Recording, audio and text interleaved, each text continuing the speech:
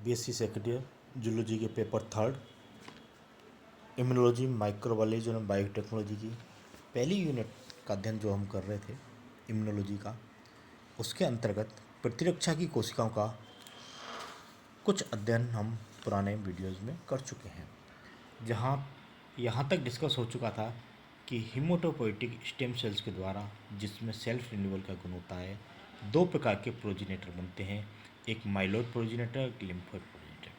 Myeloid progenitor के द्वारा जितनी भी WBC या अधिकांश और RBC हैं, प्लेटलेट्स हैं, इनका निर्माण होता है। इसके साथ साथ मोनोसाइट्स का निर्माण होता है, जबकि लिम्फोइड प्रोजिनेटर के द्वारा केवल लिम्फोसाइट्स का निर्माण होता है।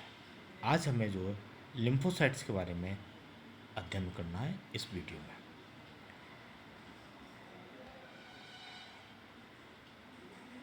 जब हम WBC की बात करते हैं तो दो प्रकार की WBC हमें ब्लड के संरचना में देखने को मिलती है, ग्रेनुलोसाइट जिसमें ग्रेन्यूल्स होते हैं और नॉन ग्रेनुलोसाइट्स जिसमें ग्रेन्यूल्स नहीं होते। ग्रेनुलोसाइट्स में न्यूट्रोफिल्स, इओसिनोफिल्स और बेसोफिल्स आती हैं, जिनका अध्ययन हम पूर्व के वीडियो में कर चुके हैं। आज हम नॉन ग्रेनुलोसाइट्स अर्थात मोनोसाइट्स और लिम्फोसाइट्स का अध्ययन करेंगे। मोनोसाइट्स माइलोइड प्रोजिनेटर के द्वारा डेवलप होती हैं, जबकि लिम्फोसाइट लिम्फोइड प्रोजिनेटर के द्वारा डेवलप होती हैं। इन दोनों के डेवलपमेंट में थोड़ा सा अंतर है। जब हम लिम्फोसाइट्स की बात करते हैं, दो प्रकार की लिम्फोसाइट देखने को मिलती हैं, टी लिम्फोसाइट और बी लिम्फोसाइट। टी लिम्फोसाइट के अंतर्गत टी हेल्पर सेल्स हो सकती हैं, टी साइटोटॉक्सिक सेल्स हो सकती हैं और बी सेल्स होती हैं। ये जिस प्रकार की संरचना आपको दिखाई जा रही है, बड़ी इंपॉर्टेंट संरचना है, जिसमें एंटीजन प्रेजेंटिंग वाले गुण भी इसमें दिखाए गए हैं। इसके अलावा एक प्लाज्मा सेल्स और बी सेल्स की प्लाज्मा सेल्स भी उपस्थित होती है। इनकी न्यूक्लियस और इनकी संरचना पर आप ध्यान दें। और तीसरी प्रकार की एक कोशिका होती है नेचुरल किलर सेल्स, जो नेचुरल किलर सेल्स का काम करती है। अब हम ये जानने की कोशिश करते हैं कि लिम्फोसाइट्स हैं क्या। वाइट ब्लड सेल्स जो हैं, ये छोटी प्रकार की वाइट ब्लड सेल्स की हैं, जो कि इम्यून सिस्टम में इम्पोर्टेंट भूमिका निभाती हैं। और लिम्फोसाइट्स को can be divided into 3 classes: B cells, T cells and natural killer sales.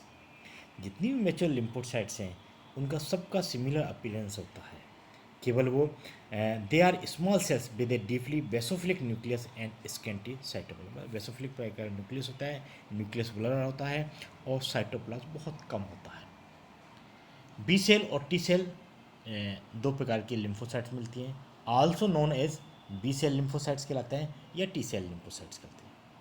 B cell अपने पूरे जीवन काल में बोन मेरो में स्थित रहती हैं, जबकि टी सेल्स जो हैं बोन मेरो से निकल के अर्ली एज में निकल जाती हैं और ट्रेवल करके थाइमस तक पहुँची है, जहाँ वो मैच्योर होती है। थाइमस में मैच्योर होने के कारण इनको टी सेल्स कहते हैं, जबकि बी सेल्स जो है एविज के अंतर्गत वर्सा फेब्रिकस नामक ऑर्गन मिलता है, वहाँ इनका डेवलपमेंट होता था, इसलिए इनको बी सेल्स कहते हैं।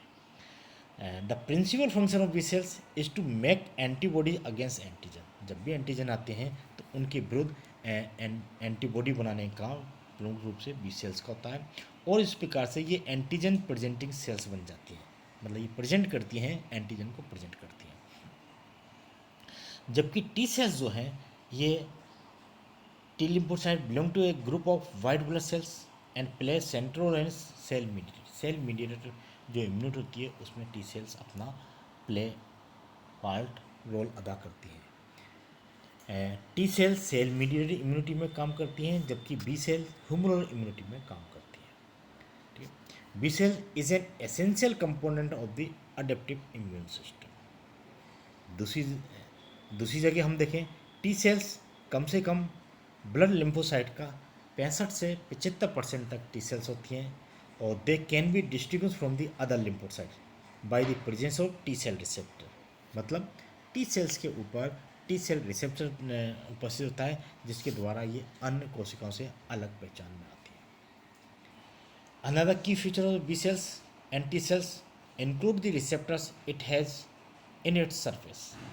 T cell recognize a linear sequence of the amino acid, whereas B cells the special arrangement of protein, nucleic acid, polysaccharide or lipids. इस टी सेल से पहले हम बी सेल्स पे थोड़ा सा और जान लेते हैं। मैं आपको डिटेल में बता देता हूँ कि बी कोशिकाओं की तरह बी कोशिकाएं जो हैं ये अस्थि मज्जा में पूर्ववर्ती कोशिकाओं से बनती हैं। पक्षियों में ये फेब्रिसस के आशय में बनती हैं। मनुष्य के भ्रूण में ये यकृत व पित्तक थैले में बनती हैं। अस्थि मज्जा आंत के अपेंडिक्स भाग व टॉन्सिल्स में भी इनका निर्माण होता है। इनका विभेदन हो जाने के उपरांत ये प्रतिजन के प्रति अभिक्रिया करती हैं और प्रतिरक्षी बनाती हैं, अर्थात एंटीबॉडी बनाती हैं। प्रतिजन प्रतिजन एंटीजन असंख्य प्रकार के होते हैं, अतः प्रत्येक एंटीजन के लिए विशिष्ट प्रकार की एंटीबॉडी बनाया जाना आवश्यक होता है। इसलिए इन लिम्फोसाइट्स की भूमिका महत्वपूर्ण होती है। बी लिम्फोसाइट इम्यूनोग्लोबुलिन्स का निर्माण करती हैं। ये अणु उनकी सतह पे स्थित हो जाते हैं। इस प्रकार प्रत्येक एक कोशिका पे काफ़ी लाखों की संख्या में एंटीजन अणु हो सकते हैं। प्रतिजन्स का कुछ मामलों में मैक्रोफेज में संसाधित होना आवश्यक होता है। और बी कोशिकाएं जो ये प्लाज्मा सेल्स के रूप में उपस्थित होती हैं, ये विभेदित होकर अत्यधिक मात्रा में इम्यूनोग्लोबुलिन्स का श्रवण करती हैं या विभाजित होकर विश्राम अवस्था में प्रवेश कर जाती हैं। ये कोशिकाएं अब मेमोरी सेल्स करती हैं एवं शीघ्रता से प्लाज्मा कोशिकाओं में विभेदित होती है। ऐसा उस समय होता है जब वही एंटीजन दो बार उनके संपर्क में आता है। जब हम टी सेल्स की बात करते हैं तो टी कोशिकाएं भी बी कोशिकाओं की तरह ही अस्थि मज्जा में पूर्ववर्ती कोशिकाएं से बनती हैं, पर किंतु इनका परिपक्वन थाइमस ग्रंथि होता है, अतः टी कोशिकाएं कहती हैं। ये दो प्रकार की कोशिकाओं प्रतिरक्षी क्रिया में भूमिका निभाती हैं। ये क्रिया हैं इफेक्टर या रेगुलेटरी प्रकार की। कार्यकारी क्रिया घुलनशील पदार्थ जिसे लिम्फोकाइनेज कहते हैं को स्रावित करने में और एंटीजेनिक कोशिकाओं को नष्ट करने के गुण के द्वारा की जाती है। इनके आधार पर ये प्रमुख रूप से तीन प्रकार की कोशिकाएं देखने को मिलती है: helper T cells, cytotoxic T cell और रेगुलेटरी टी सेल्स, और एक अन्य प्रकार की memory T cells. Helper T cells अन्य कोशिकाओं को, टी सेल्स को, बी सेल्स को, प्लाज्मा बी सेल्स को हेल्प करती है इम्यूनोजेनिक गुण देने में।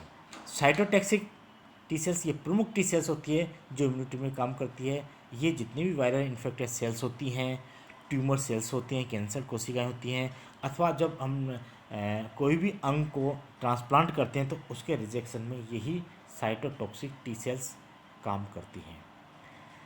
रेगुलेटरी टी सेल्स जिसे पूर्व में सुप्रेसर टी सेल्स कहते हैं, ये मेंटेनेंस और इम्यूनोलॉजी टॉलरेंस में इम्पोर्टेंट रोल करती है। जब एक बार इन्फेक्शन हो जाता है, एंटीजन को प्रेजेंट हो जाता है, तब उसके बाद टी सेल्स की मेमोरी टी सेल्स बन जाती हैं। ये एक प्रकार का सबसेट्स है antigen specific T cells that persist long term after infection has evolved. Plasma B cells की ही प्रकार है। जब भी एंटीजन आता है तो इस प्लाज्मा बी सेल्स के द्वारा एंटीबॉडी का निर्माण होता है, और जब एंटीबॉडी का निर्माण हो जाता है तो उसमें कुछ कोशिकाएं मेमोरी बी सेल्स कह जाती हैं। वो स्मृति कोशिकाएं कहलाती हैं। जो एंटीजन आया है उसके विरुद्ध एंटीबॉडी बनाने के लिए स्मृति उनके अंदर होती है। जब भी वो सेम प्रकार का एंटीजन्स आएगा तो स्मृति कोशिकाएं तुरंत ही तेज़ी के साथ उनको एंटीबॉडी बना देती हैं। तीसरी प्रकार की जो कोशिका है वो नेचुरल किलर सेल्स कहलाती हैं, मारक कोशिका हैं। दीज सेल्स लैक द मारक molecules characters of B anti cell. जिस प्रकार से बी सेल्स में मार्कर होते हैं, टी सेल्स में मार्कर होते हैं, उस प्रकार के इनमें मार्कर्स नहीं होते, और दे कंप्राइज अबाउट 10 to 15%, 10 से 15% है लिम्फोसाइट जो होती हैं वो नेचुरल किलर सेल्स होती हैं। इनका प्रमुख रूप से काम होता है साइटोटॉक्सिक टी सेल्स की तरह से एंटीजेंस को मारने का। Natural killer cells are unique however as they have the ability to recognize stress cells in the absence of antibodies and MSC, allowing for a much faster immune reaction. ये इनका important function रहता है। They are named natural killer cells because of the initial notion that they do not require activation in order to kill cells that are missing cell marker or major histocompatibility complex MSC molecule। इनका नाम natural killer sales दिया है कि इनको किसी प्रकार की activation की जरूरत नहीं है। जब भी कोई एंटीजेंस आता है तो ये जाके उनको नष्ट करती है या मारती है, इसलिए ये नेचुरल किलर सेल है। तो लिम्फोसाइट के अंतर्गत ये तीन प्रकार की प्रमुख रूप से कोशिकाएं देखने को हमें मिलती हैं, बी लिम्फोसाइट, टी लिम्फोसाइट और नेचुरल किलर सेल्स, जिनके द्वारा प्रमुख रूप से हमें इम्यूनिटी प्राप्त होती है। धन्यवाद।